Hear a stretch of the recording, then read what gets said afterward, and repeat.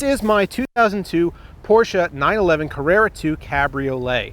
And that is quite the name, but to be honest with you, it's quite the car.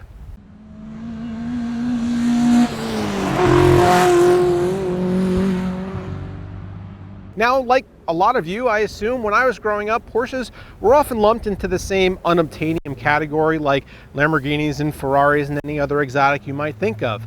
But I'll let you in on a little secret. This is the 996 generation of the 911. They were produced from 1998 until 2005. The US had them from 99 to 2005. And although they did usher in a new era of performance and engine design for Porsche, as well as preventing them from going bankrupt, they are not very well loved. So this is the very first water-cooled Porsche 911, and a lot of Porsche purists were upset at the time that Porsche was moving away from the air-cooled models, but as their engines began to make more and more horsepower, it became necessary to cool them appropriately, and water cooling was really the only way to do that. So they moved to water cooling with the 996 generation, and a lot of people lost their minds.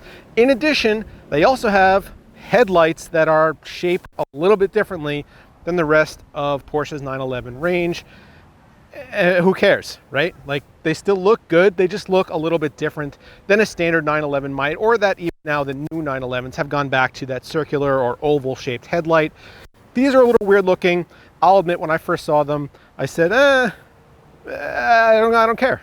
You know, I'm not really sure why there was all that hate. After all, this car still ran like a Porsche. It still sounded like a Porsche. It still went like a Porsche. It still handled like a Porsche. This car is a dream to drive, and even though it's not the fastest thing on the road, 320 horsepower will get you from here to there just fine. I love driving this car. As a result of those two very niche and very inconsequential items, these models are ridiculously cheap. I don't think they're going to stay that way. However, right now you could pick these up for as little as $12,000 or $13,000.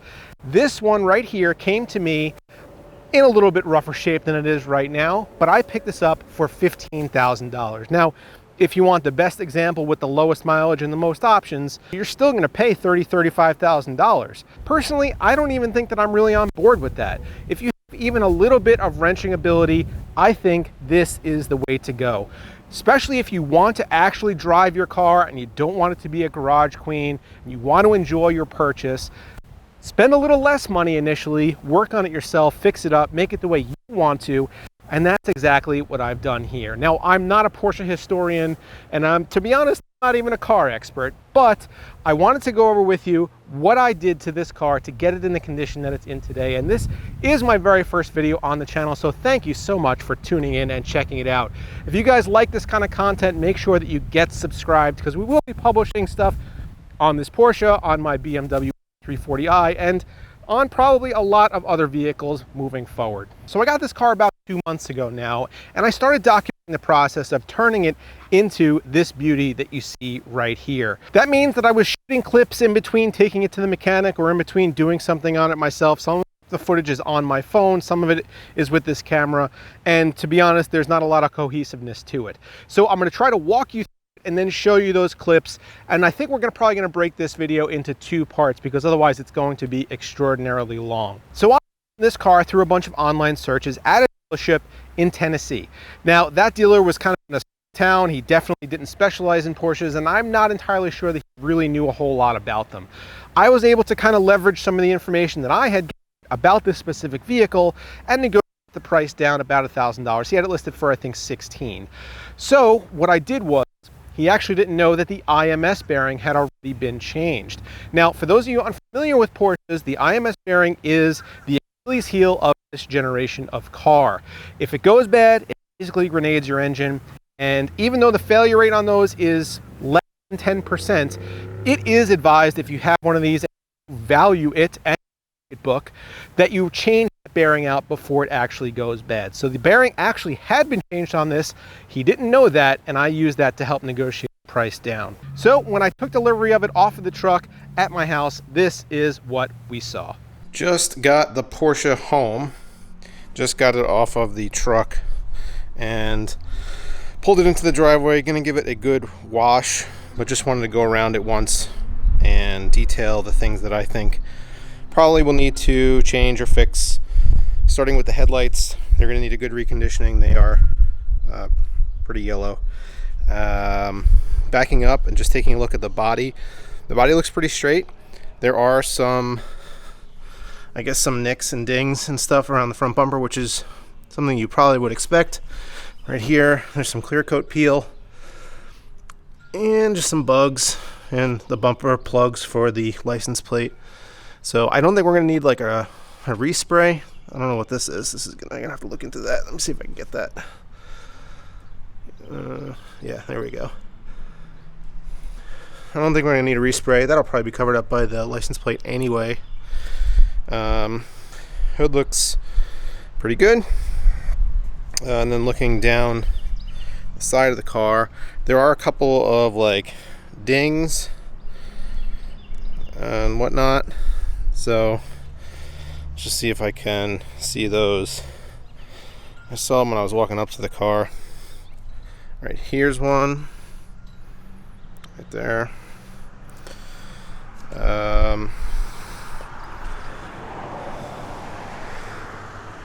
Other than that, that side looks pretty clean.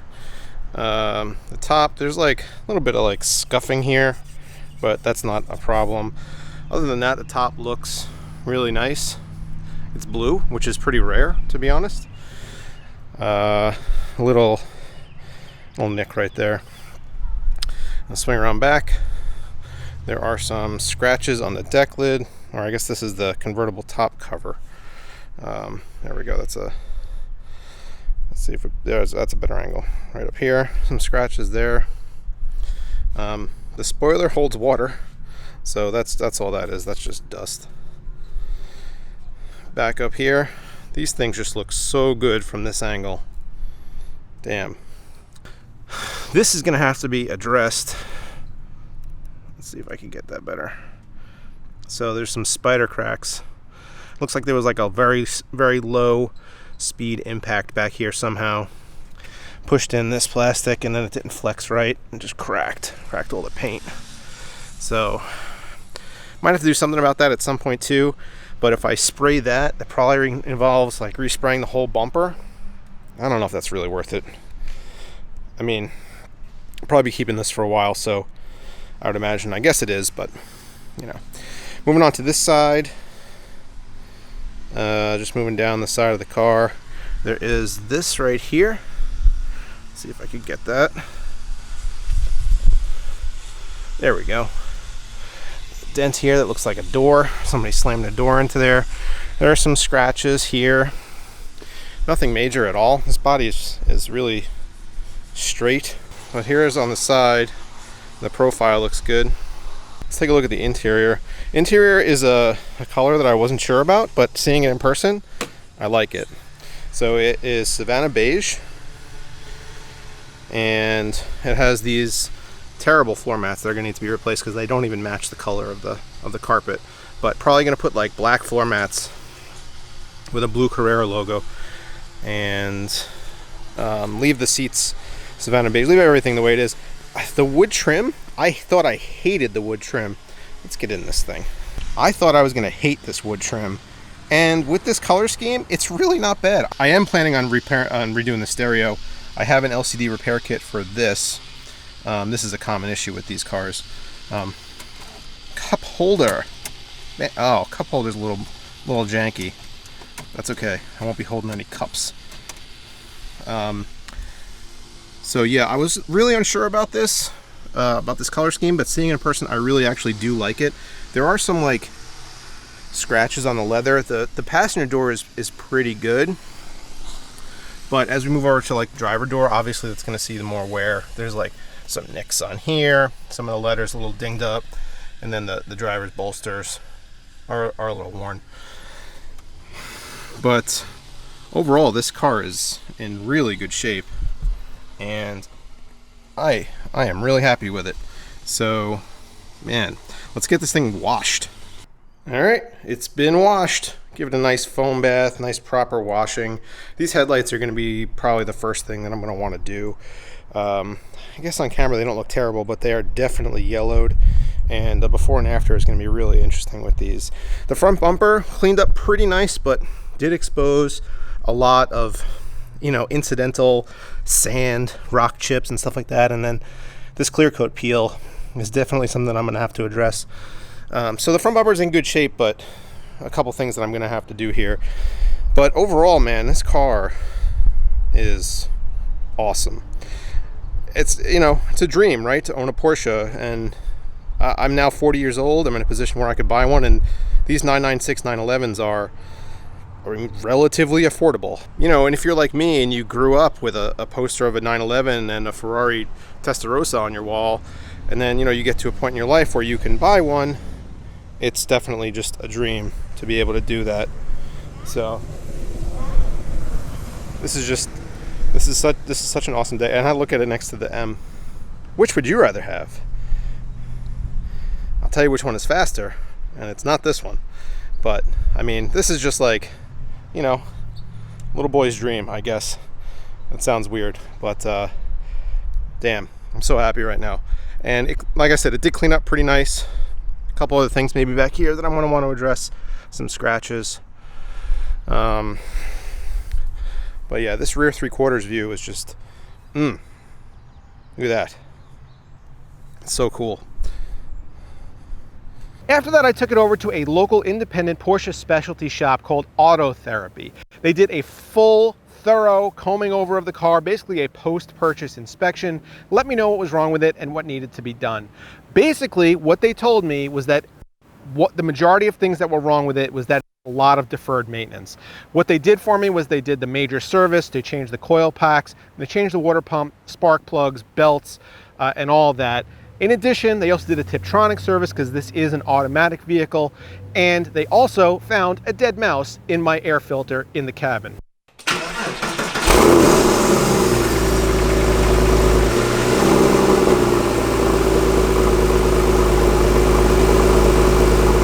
Next up was a complete interior overhaul, and this is something that I took on myself.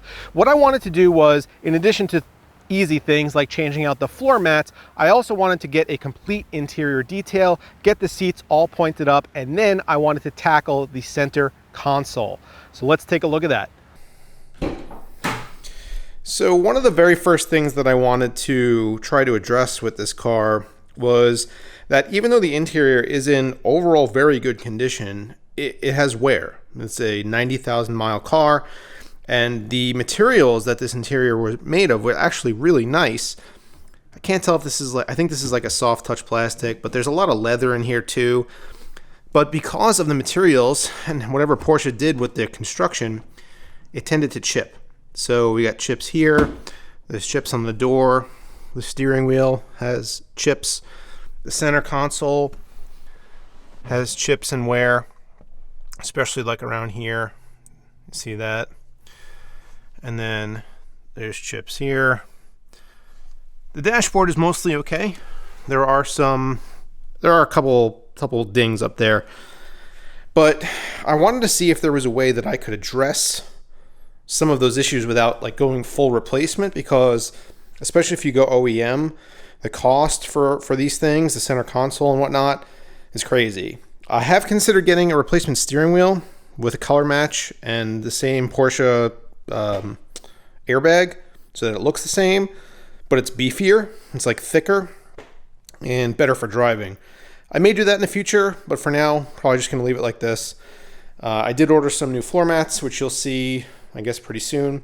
But I figured the easiest way to start this process was to try to replace this. So I'm not a smoker, I don't need an ashtray, and this thing is chipped up pretty good. So I don't know how well this is coming out on camera, but basically all around here is all chipped up. So I bought an aftermarket one, which deletes the ashtray itself and turns it into like a phone holder or something like that. And this came black, but I've applied 4 or 5 coats of vinyl dye to it. This is color matched vinyl dye. This is, I ripped it off. I think this is LVP, but basically it's the same color as the interior of the car. This is Porsche Savannah Beige, and I tested it first on a piece of cardboard, and then I started spraying this, which, like I said, originally was black. You can see it down there, it's black, but with the repaint, it looks pretty good. And so this is going to solve my chipping problem and remove the ashtray that I don't need. And then I bought some rubber for the inside. So let me install this and see how it looks. All done. That was relatively simple. Just 2 screws basically, and to pop out a couple clips. And this matches mostly. So I think the biggest difference is the sheen. The color itself is really, really close. But obviously we're dealing with new paint versus old paint. So it looks a lot worse, I think, on camera than it does in person. In person, it does look pretty good, but still have like all these nicks here and here. It makes me want to repaint this entire center console. And also, this isn't held in very well. Like, the 2 screws don't really hold this down the way I wanted it to, or the way it was. So maybe I have to look into getting different screws, but at least that's done. And I stuck a piece of like rubber on the bottom there for, like, you know, a phone or something. So mod number 1, mostly done. We're going deep, boys and girls, I guess. The entire rear center console is out. I took the front center console out as well, and here it is. So I'm gonna try to clean this up with some paint. A lot of chipping here, like, you know, spilled liquids and stuff like that, scuffing, chips, and then on these pieces too, lots of chips and scuffing. So this is the ashtray that I painted, and then it's really close, so I'm hoping that if I spray the whole thing, it'll just look correct. And then it gives me a chance to like clean in there too, because it's pretty filthy. LCD screen on the HVAC is all messed up, and this is a common problem with these cars. And you don't need to replace this whole unit. You could just replace the screen. And I bought a kit to do that. I guess the screen is in this tube, and that's what we're gonna do now. And here is the finished installed rear center console now. So this still doesn't sit quite right, but it's a lot better than it was. The little rubber thing I had down there, I have to put back, but everything around here, all the trim is just so much better than it was before, because it was all scratched up, and now it looks almost new, to be honest. So I didn't paint the armrest because it's leather. I didn't paint this, but everything else got painted. So yeah, that looks I think it looks a lot better. Happy with it. Still waiting for the radio to arrive, as well as there's like a little storage compartment thing here and a trim piece for this bottom, but everything is ready to go, and looks a lot cleaner. All right, this is a 2-day project that is now done. So we've got basically a brand new rear center console that is entirely repainted, and I think looks great. Much better than previous. No scratches, dings, anything like that. And then I just spent the entire afternoon installing that. That is a new Kenwood Exelon, double DIN, wireless CarPlay, all the good stuff, radio. So basically now the interior, with the exception, sorry, I'm a little out of breath. I've been working on this all afternoon and cleaning up and stuff. The only thing that's left to do in the interior now is it needs a good shampoo, and it needs the seats probably to be cleaned and conditioned, and then I need new floor mats. So floor mats are on their way. Shampoo and seat conditioning is happening on Saturday, and then the exterior. So this is going to get full paint correction. I have a ding guy, a paintless dent removal guy coming on Thursday to address this. And there's a spot over here somewhere too. And then the front and rear bumpers are getting resprayed next week. So after that, this thing will be set. It'll be good to go for the summer.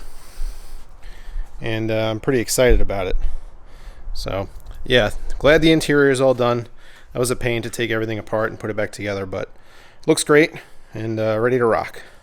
So that is it for part 1 of our video series on my new to me 2002 Porsche 911 Cabriolet. I hope you guys enjoyed it, and like we said earlier, get subscribed to BPS Garage if you want to see more car content just like this. We'll be finishing this one up probably soon, and then we'll move on to the other vehicles I have in the fleet. Thank you so much for watching, guys, and I will see you next time.